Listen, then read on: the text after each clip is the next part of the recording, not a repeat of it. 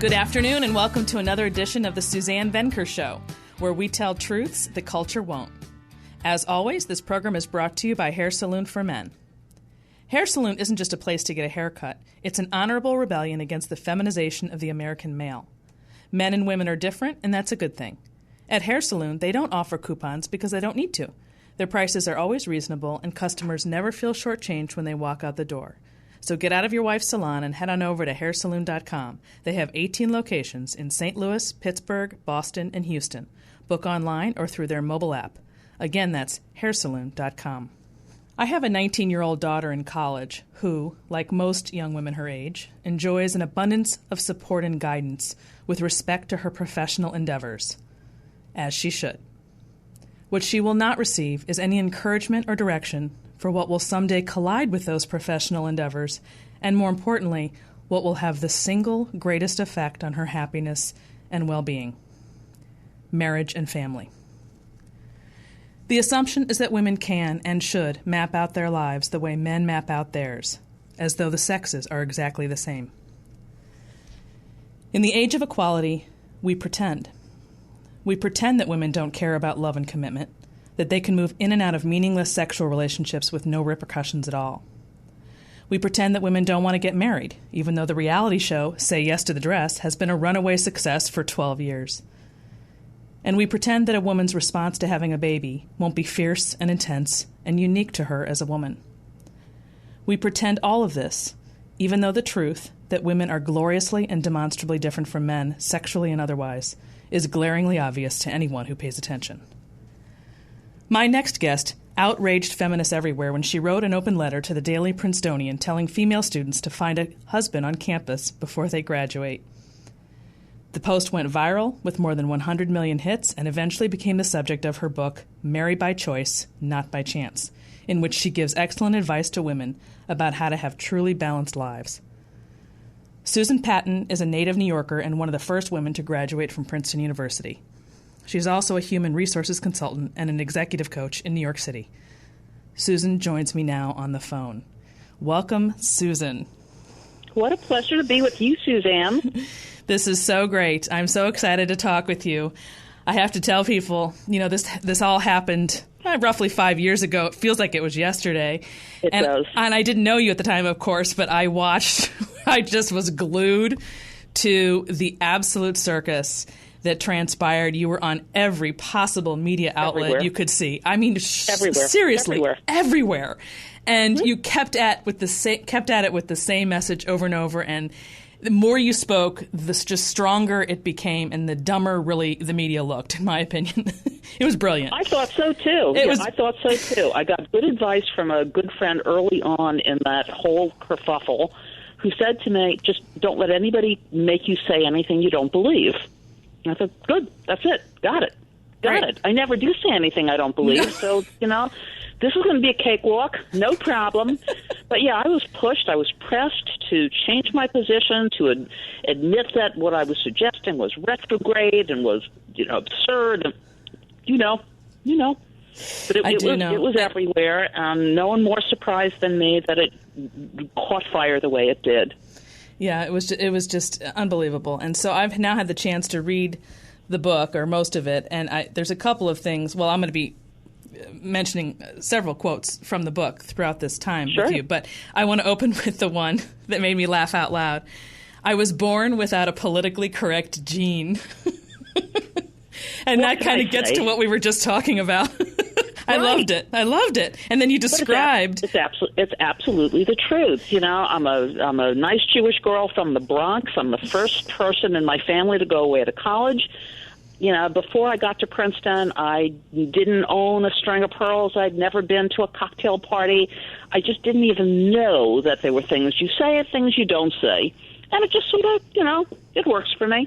It's good. Well, yeah, it is good, I have to say, because to me, like I've always said, and you described it perfectly when you were saying what political correctness is, which is basically a tacit acceptance of untruths by spineless people who are hoping to look better, more progressive and forward thinking, but they don't even necessarily believe what they're saying. They just say it to make friends. They say it because they think it puts them in a good light.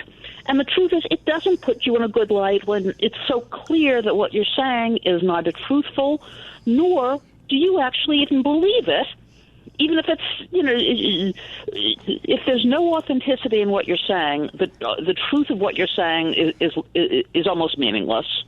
And Absolutely. So many people today, they'll just say whatever they think puts them in a positive light in terms of this progressive thought wave, certainly back when I was on campus, the feminist dogma. It was so oppressive. It was so ever-present. You couldn't possibly think anything other than what the feminists were telling you to think. You just couldn't. You wouldn't put yourself in line for the kind of abuse you knew was coming your way. I can't even imagine those days because I was in school in the 80s. And, it was kind of sunk in at that point. It was starting to be where you didn't even have to question it. It just was like in the air. But it wasn't a movement, maybe like it was in your day. So that would be... Well, when I was on campus in the mid-'70s, the women's movement was really coming into full blossom. And women were so new on the campus of Princeton. So I fully acknowledge that I'm an early recipient, an early beneficiary of the good works of the women's movement. But it became pretty clear very early on that all of the tenets of the women's movement were not appropriate for me. I really wanted to be married and have children. But whenever I said that among my female classmates, I was looked at like a heretic, like I was a traitor to the sisterhood. You and me both. Okay, so let's get down to what exactly happened. So it started with such a simple question. You go to this conference, you're asked to speak at Princeton, and you're talking about something related to what you do work-wise. Yes? Right. And you asked them in the course of this conversation, do any of you girls want to someday get married and have children? They were terrified of the question. They were horrified at the question and terrified of the question.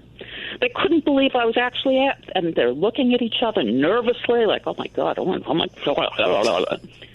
But I waited, and I asked again, do any of you want to someday be married and have children? And they were so nervous. But finally, one, little girl in the back in the corner, she sort of half raised her hand, scared to death, sort of looking at everybody else, and she sort of raised it a little higher, and then another girl raised her hand, and, so they all raised their hand. It's as if, somebody whispered to each of them, oh, we're actually telling the truth here. If you tell the truth, of course, we all want to be married and have children. And I said to them, let me tell you what nobody is telling you. Find yourself a husband here before you graduate, because you will never again have this concentration of extraordinary men to choose from as you do on this campus. And once you graduate, you're going to be so not impressed with who you meet in the real world. And the men you meet in the real world are going to be terrified of you because you're a Princeton woman. You have a very limited pool of men who aren't going to be turned off by your capacity for greatness, by your credentials, by your extraordinary intellect. Here's where you're going to find these guys. Find them here. Find them here. You'll never have a greater concentration of excellent men to choose from. They looked at me. Suzanne, I'm telling you, jaws dropped. Literally jaws dropped. One woman, she said to me, you must be kidding. I said, no, I'm not kidding. I am as serious as a heart attack. Where do you think you're going to meet men better than these guys? Where?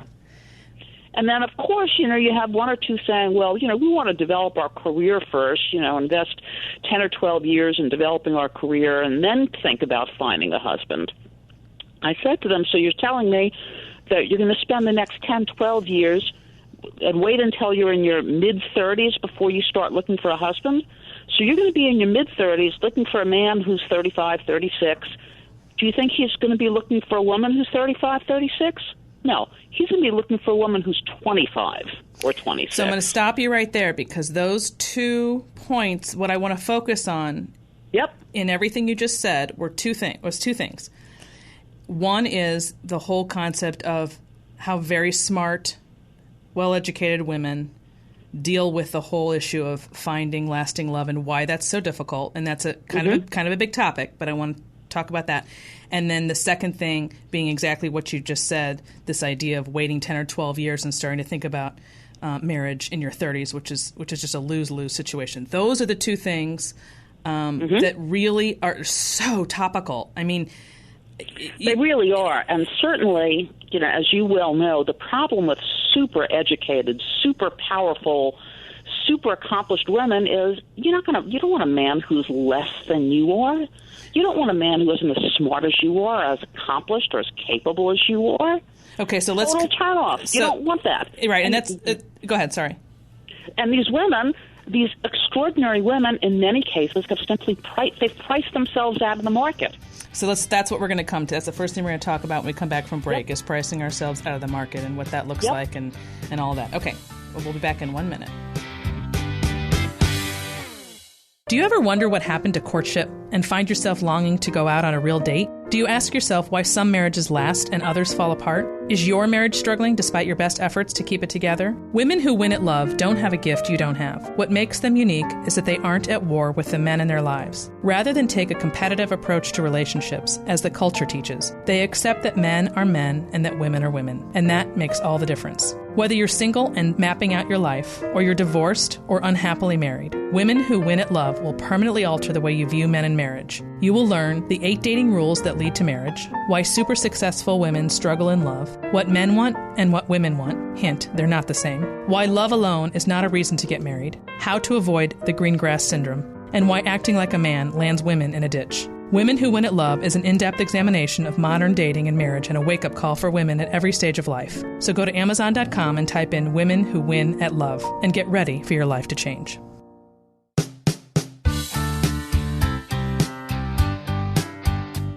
We're talking today with Susan Patton, also known as the Princeton Mom, whose open letter to the Daily Princetonian telling its female students to find a husband before they graduate went viral in 2013 and ultimately became the subject of her book, Marry by Choice, Not by Chance. And we left off touching upon two specific, difficult and very topical issues of very educated women, meaning the more education you have, the more difficult it can be to find love, and that's just a fact, and we're going to talk about why that is.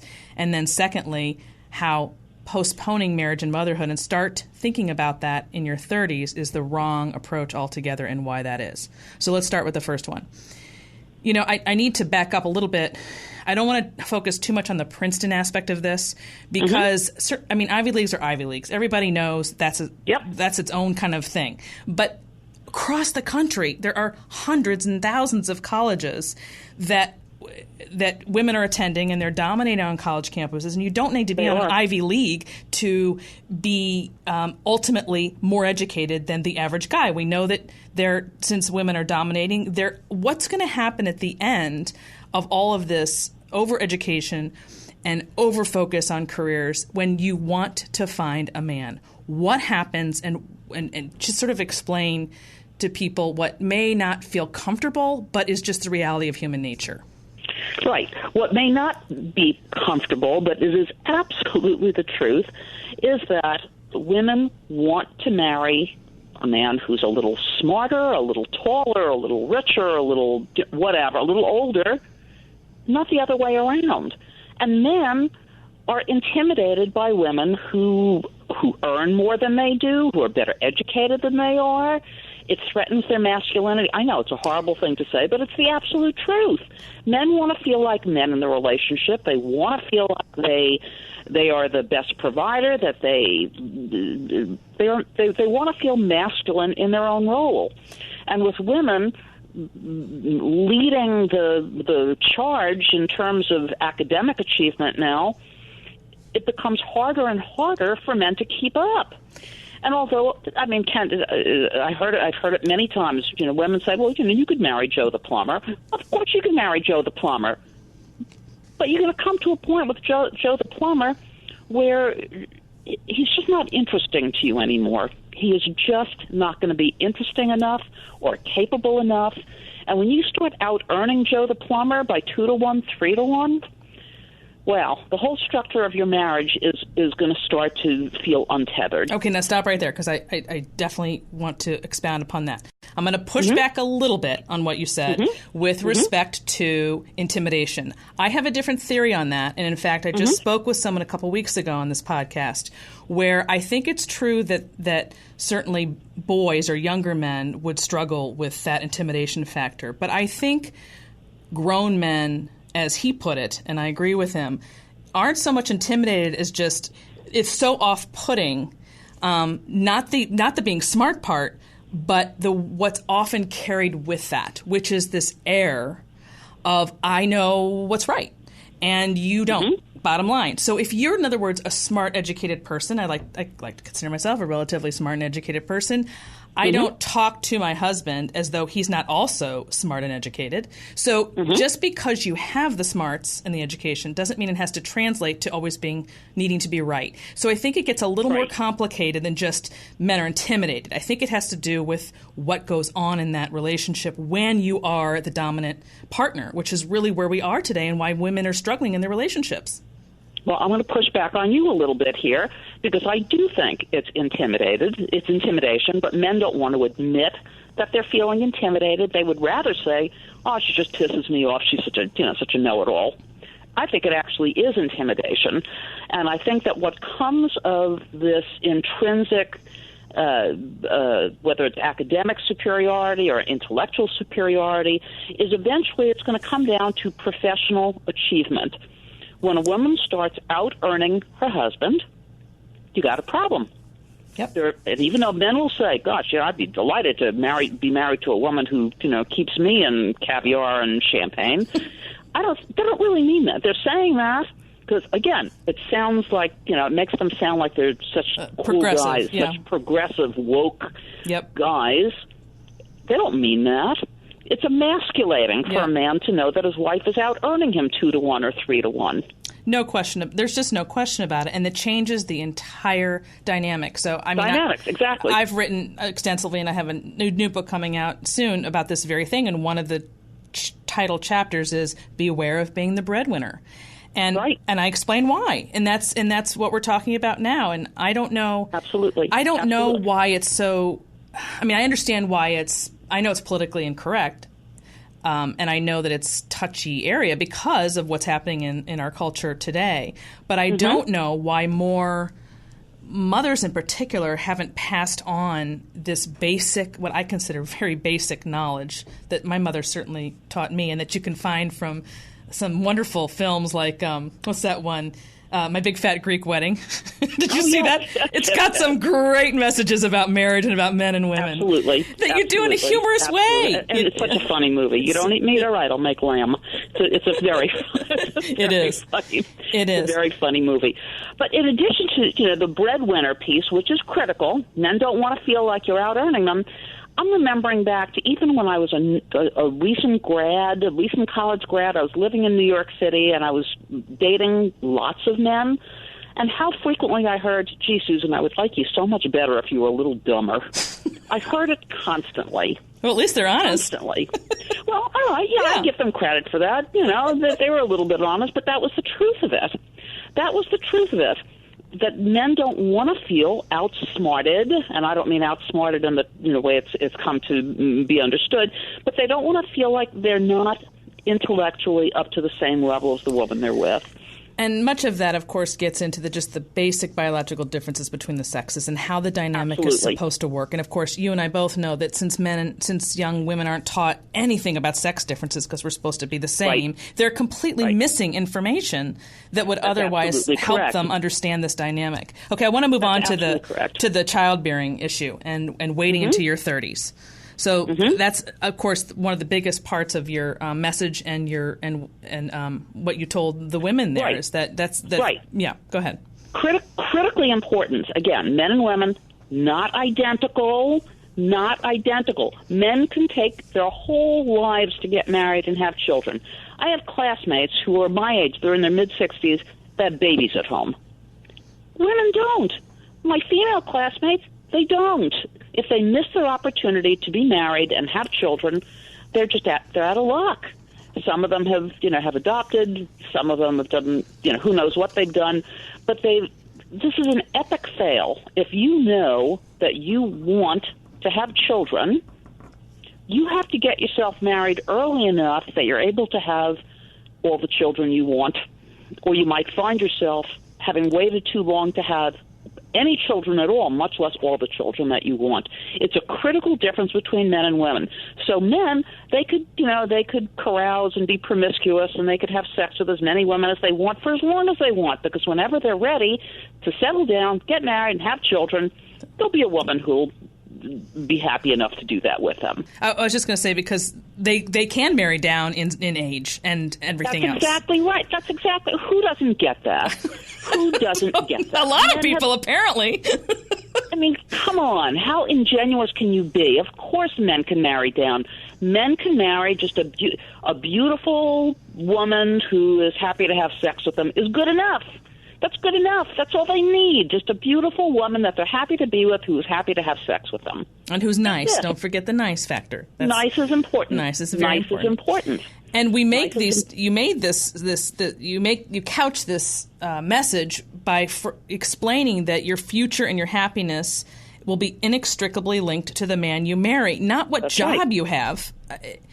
The job you have, I'm an HR babe. This is, my day job is I'm an HR babe. I do human resource consulting. And it hurts me to see how women don't understand that their job, and their job is great, very good to be employed. You should always know how to support yourself. But the likelihood is your job is going to have an end date. There's going to come a point where you're sort of done with the job, and then what do you have? And then what do you have? And when women lie to themselves by saying, well, I don't need to have children, I don't need to have, a husband, or, I have my career. Your career is going to come to an end at some point, and then what are you going to do? And then what are you going to do? And biologically, don't tell me that the most fundamental of biological functions that women were blessed to be capable of is something that you don't care about. Oh, yeah, I think you're lying. Women that say that, I think they're lying. Agreed.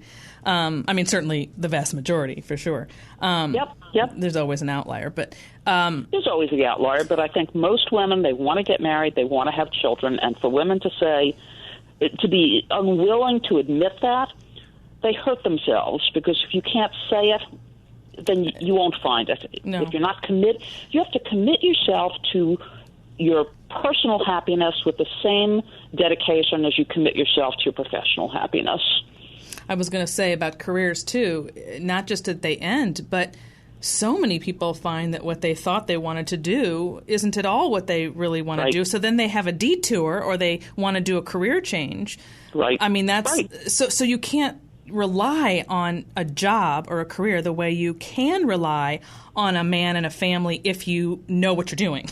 I mean, if you do it right and you do it well, hopefully. I mean, hopefully. And no guarantees in marriage, no guarantees, you're going to have great kids. Yeah, I happen to have amazing children. I have wonderful children. I didn't marry smartly. I didn't, because my head was turned by the feminists on campus who were telling me, no, don't even think about marriage and motherhood. That's not it. You have to aspire to bigger and better than that.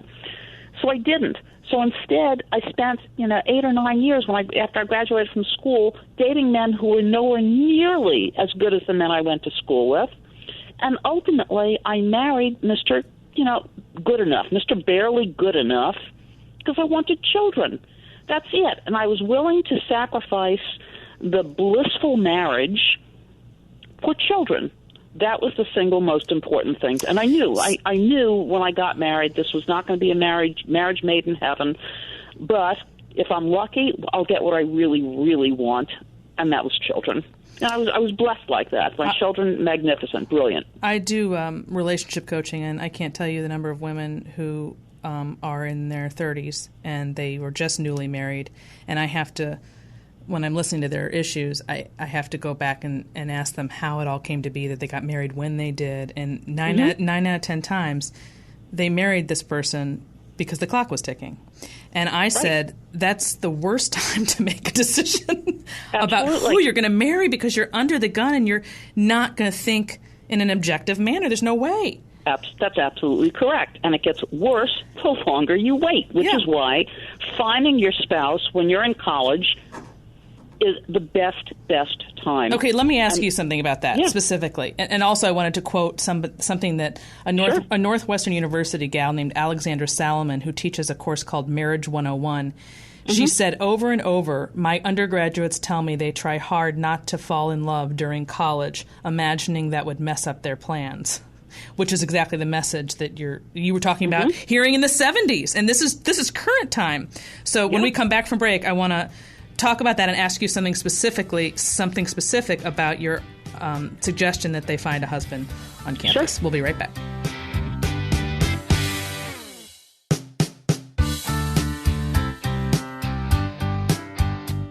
Welcome back to the Suzanne Venker Show. You can find out more at SuzanneVenker.com. We're talking today with Susan Patton, also known as the Princeton Mom, whose open letter to the Daily Princetonian telling its female students to find a husband before they graduate went viral in 2013 and ultimately became the subject of her book, Marry by Choice, Not by Chance. When you wrote this and you made the suggestion, find your husband on campus, I know you meant that, but to me, I received that in a broader context. Like, to me, it didn't have to necessarily be on campus. It was, don't wait this 10-year period that we've been talking about. I mean, it didn't have to be on campus, but it could be within the 5 years following. That's how I took it to mean. I don't know if that's what you meant.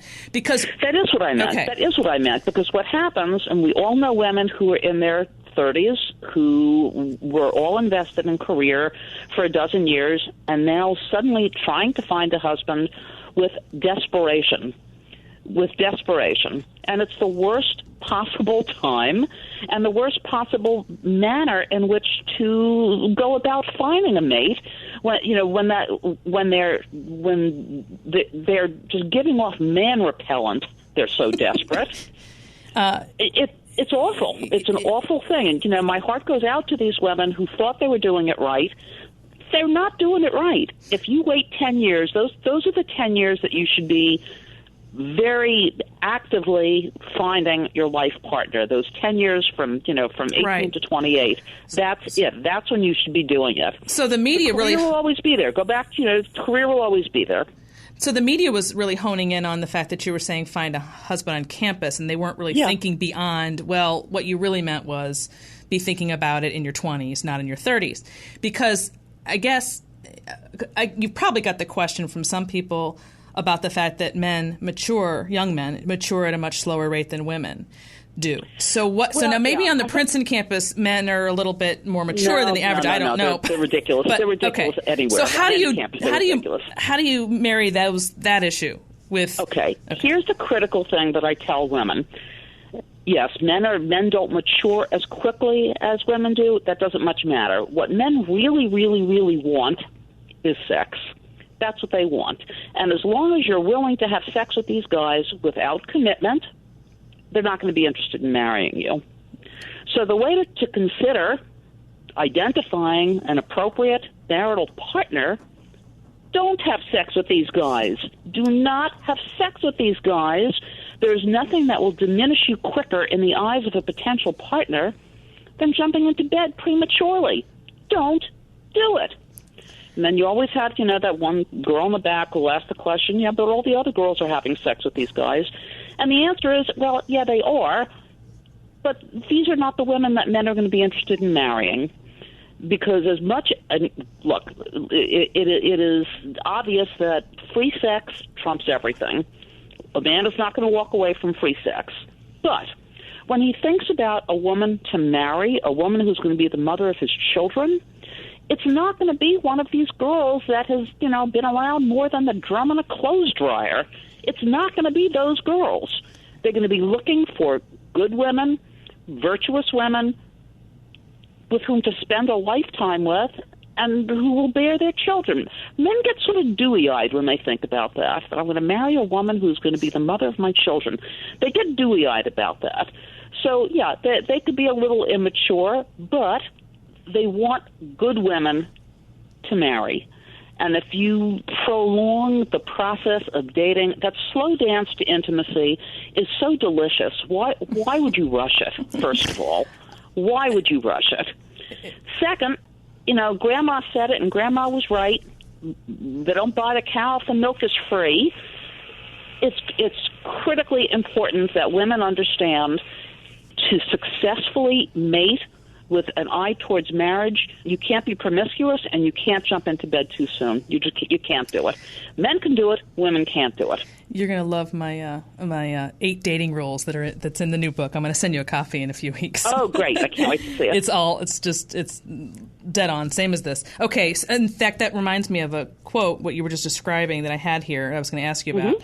And you said it is particularly off-putting when older women suggest that girls be almost reckless in whom they sleep with before they hunker down and become wives and mothers. This is terrible advice, you wrote, which it is. I mean, could it be worse advice? Could it be worse advice? Could not. I mean, absolutely terrible advice. And yet, you even have people like Sheryl Sandberg advising young women. I remember. Yes. Date the crazy boys, date the wild boys, I remember. date the bad boys. No, don't date those guys. You're not going to marry those guys. Don't date those guys. Don't waste your time with these guys. Absolutely not. See, I think of the many crimes that the feminist movement committed against women is telling them you could have sex the way men do.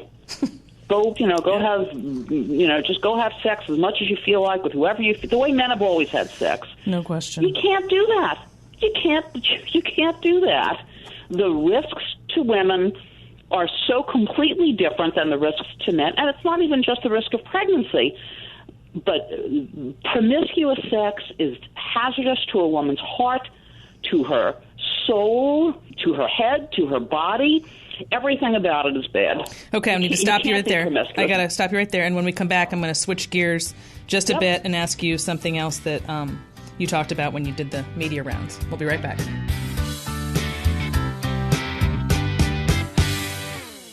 Are you unhappily single? Does your marriage or relationship feel hard? I get a lot of emails from readers who are struggling in their marriage or relationship. Unfortunately, the help an individual or couple needs can rarely be answered in a series of emails. For this reason, I offer relationship coaching for those who are struggling to find love and for couples whose marriage or relationship feels stuck in a negative cycle. Go to SuzanneVenker.com and sign up today for a coaching session with me and learn the tools you need to find love and sustain it. It's so much easier than you think. That's SuzanneVenker.com.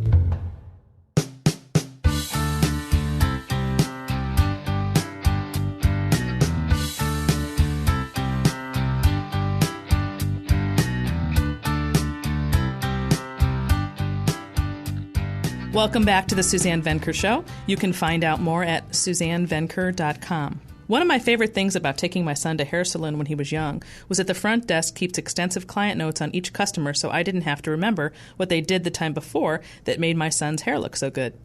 No matter which stylist my son had, he could always get the same haircut. That's one of the many benefits you'll get from being a customer at Hair Saloon for Men. So head on over to hairsaloon.com. They have 18 locations in St. Louis, Pittsburgh, Boston, and Houston. Book online or through their mobile app.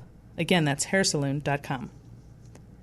We're talking today with Susan Patton, also known as the Princeton Mom, whose open letter to the Daily Princetonian telling its female students to find a husband before they graduate went viral in 2013 and ultimately became the subject of her book, Marry by Choice, Not by Chance. And I want to switch gears, Susan, just a bit to another very difficult topic, very topical, about the hookup culture, yes, but more specifically, the end result of many of them that become accusing young men of sexual harassment. You talked a lot about how when women get drunk on campus, they have to understand. I'm going to let you say it, but that they have to understand their responsibility in that dynamic. That's exactly right. Women, first and foremost, have to understand that they are their own first line of defense against assault. I think that women have to understand they have to be completely conscious and cognizant of where they are and who they're with. I think over being overserved at a party, and even the idea of pre-gaming, you're aware of that. Pre-gaming? You mean pre-gaming? Pre-gaming is when, before you even get to the party... Oh, you mean tailgating? No. Wait. No. Pre-gaming, I had it explained to me many times, is when you get almost blackout drunk before you even get to the party. Oh. Pre-gaming. No, I don't know that term. Thank God. Okay. If you Google it, you'll see it. It's like a very big thing on campus. Pre-gaming. You get almost blackout drunk before you even get to the party, so that when you get to the party, you are completely without inhibition. Well, this is a huge problem. So women, they get themselves drunk. They're falling out of their clothes. They're hanging on these men. And when the suggestion is made that they go back to his dorm room or her dorm room, it's like she doesn't have presence of mind enough or sense enough to say, I don't think so. I just want to go back to my room. And then the regret afterwards, it's not the man's fault. It just isn't. Sex that you regret after the fact is not rape. It's not assault. It's a bad decision on your part. It's a really experience. Yeah, it's a bad decision on both their parts, because in the ideal world, of course, you wouldn't take advantage of a drunk girl. I mean, let's face it. My son. I mean, I can confidently say my son would not do that, and it's because of the way we raised him. Now, but you said a great quote. You said was to compare it about teaching men to be good or what have you. You said we could teach burglars not to steal, but better advice: lock your door. That's exactly right. So you can't control. Women have to be their own first line of defense. Keep yourself sober. Mm-hmm. Keep yourself safe. You have to be your own first line of always. You have to be your own first line of defense. What kind of sense does it make to allow yourself to get so drunk that you don't know what you're doing and who you're doing it with? And then the next day or a week later, you're gonna blame him? Don't blame him. Don't blame him. And, of course, all these things are so much harder in a cult. I mean, I do feel for them. I'm torn between wanting to just look at them like, what are you thinking? And then feeling so badly that they're in a culture that encourages that and they have no direction not to. And then everybody's around you doing it. And the human condition is such that you're just going to want to go along to get along. It's very difficult to not do that. That's exactly right. Women feel so pressured to drink to excess, and the hookup culture is something that women feel pressured to do. How did we come to this, Suzanne? There was a time that the women's movement was supposed to encourage women to be their best, their smartest, their most capable, take care of themselves, look out for themselves. This is completely counter to that. We need to encourage young women to be strong enough and smart enough to say, no, I'm not going to drink to excess. No, I'm not going to wear these clothes that I'm falling out of. No, I'm not going back to your dorm room. Absolutely. I'm a woman that requires your respect before I'll consider entering into any kind of intimacy with you. And that doesn't happen on a first date or a second date or even a third date, quite frankly. No, of course not. And in our day, that the people that did that, they were the outliers. I mean, it was not. It would be strange to just. That would be considered so not acceptable in our day. So it's flipped on its head, and you're. It really has, and I think I know women say to me, "So you're telling us don't drink and don't have sex?" Yes, that's exactly what I'm telling you. Don't drink and don't have sex, because all of that changes the equation of how you interact with men. Unquestionably. I mean, the combination of sex and alcohol are just bad news. I mean, you can nurse a beer or two all night, and nobody will know the difference anyway. Precisely. Okay. Or you could even nurse a Diet Coke, and no one is going to know the difference. Excellent. Okay, we need to take a quick word for our sponsor. We'll be right back.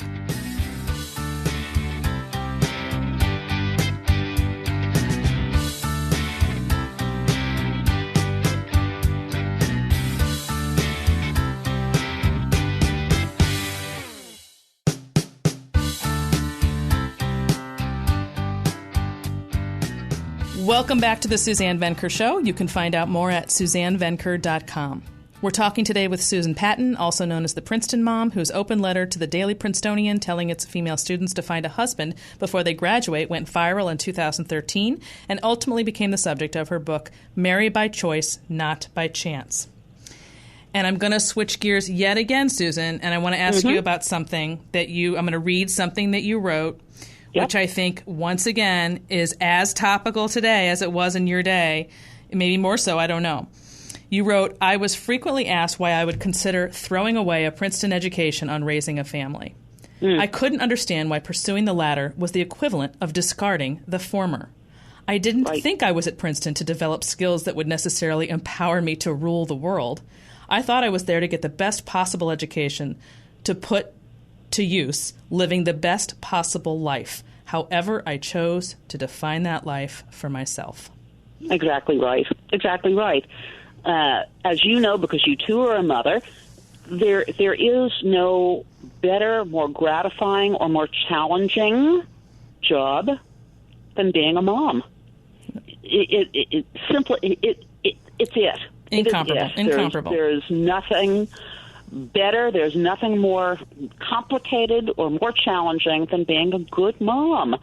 And as much education as you could get for yourself so that you could pass along a love of learning to your children, pass along to them the importance of curiosity, that as much as you're able to show them and explain to them, the more they will benefit from it. And it's the most challenging job. You know, I know a lot of women who are leaders of industry. I mean, several of my female classmates, they run enormous businesses. They're names you would know. But if you ask them, what is your single greatest accomplishment, they'll all tell you. If they were lucky enough to marry and have children, they'll tell you it's their children. It's their children. It's their family.